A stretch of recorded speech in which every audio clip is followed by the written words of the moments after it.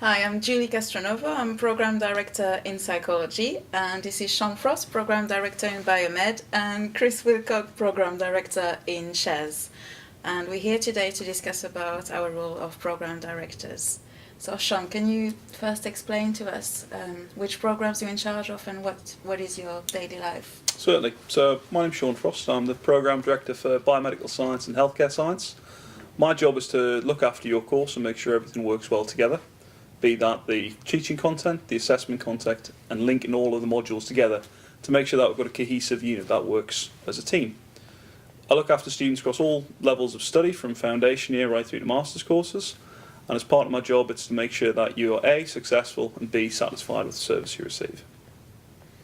Chris, what about you? So I'm a Programme Director of Sport Rehabilitation, which sits within Sport, Health and Exercise Science. There are 4 other courses, but as I say, I'm the Programme Director of Sport Rehabilitation.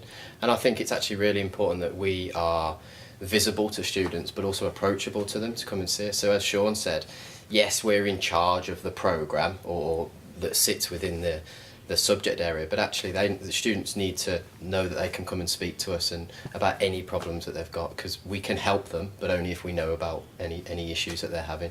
So I think that's really important as part of our role. Yeah, I agree. So in my case, I'm Program Director in Psychology for the undergraduate program, and more particularly the BSc Psychology. And I work with other Program Directors in the department, and it's the same thing as you guys. We're trying to have a good overview of your student experience in terms of the learning you're getting, the way you assess the progression throughout the year groups.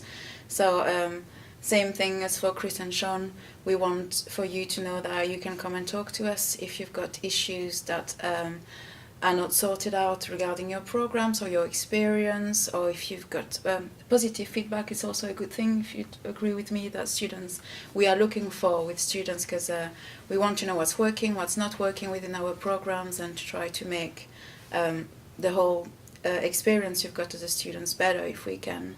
So I think it's easy to forget actually to give positive feedback to students as well, because I agree, I think it's easy to forget when you were a student, especially working in academia, that it's nice for someone to go, good job, well done. So I think that's really important. So we don't always potentially say it, but actually that's, I think, a really important thing, that we are proud of our students, particularly from a sport rehabilitation point of view.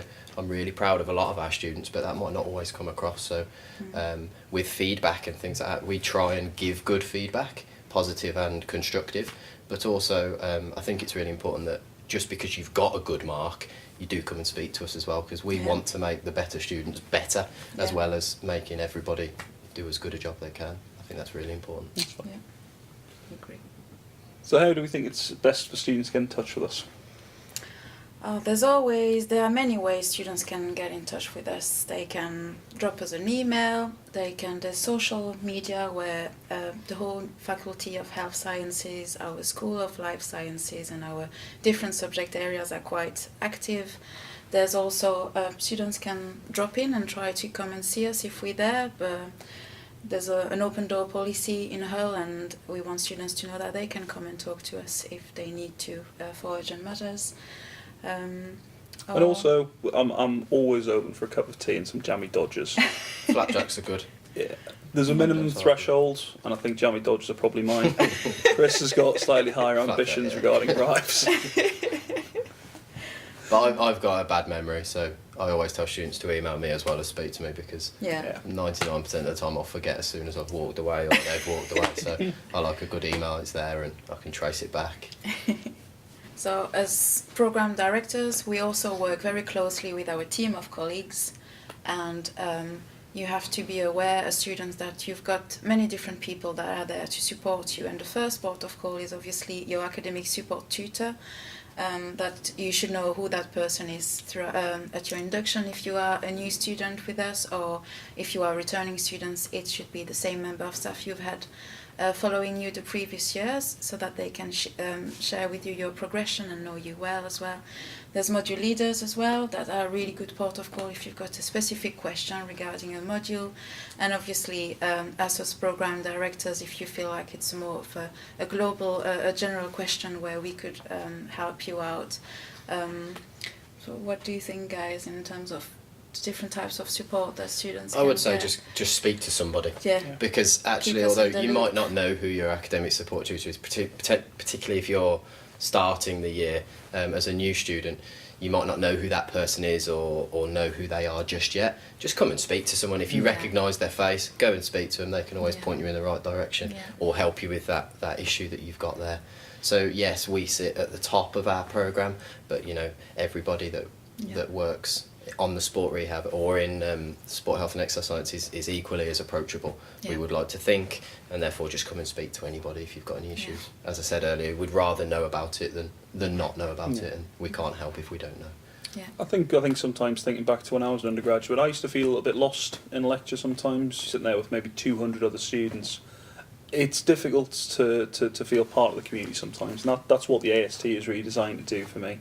It's small group teaching that'll allow you to get to know a group of your course mates very, very well as an academic member of staff who you can go and confide in and ask questions that perhaps you can't ask in that large group environment. If you're happy asking questions in class, you're going to love my second year blood science module, because I've got a bit of a habit of making my sessions very interactive, which means somebody's going to get picked on constantly to answer questions. Your AST sessions are a nice opportunity for you if you have been avoiding answering questions in class because you're scared of maybe getting the answer wrong. It's a good chance to have a chat about that with your course mates, because if you're feeling a particular way, I guarantee you there's 20 other people on your course feeling exactly the same way. We often talk about the wobble. That's a lovely term.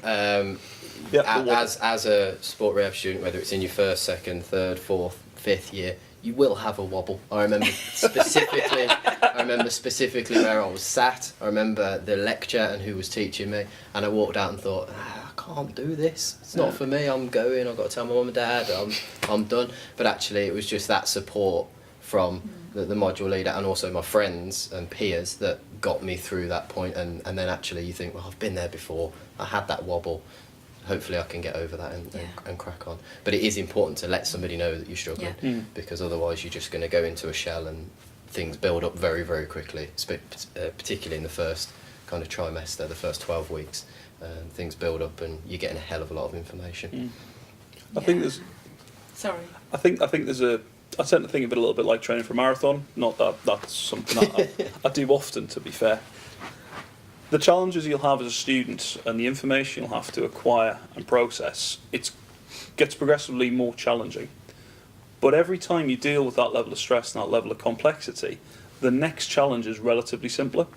So the advice has to be to keep going. But exactly as Chris said, you're not on your own. We're here to help you along. So we will help you go through those barriers, but please don't come to me about exercise questions. I'll talk to you about blood, but definitely not running.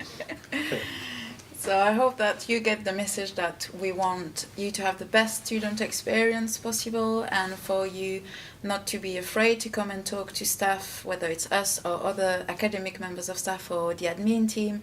Whenever you have a question or you want to give some suggestion or feedback, we're there to listen, engage with us, and we'll make your student journey the best possible together. And it's enjoyable for us as well when students are working closely with us.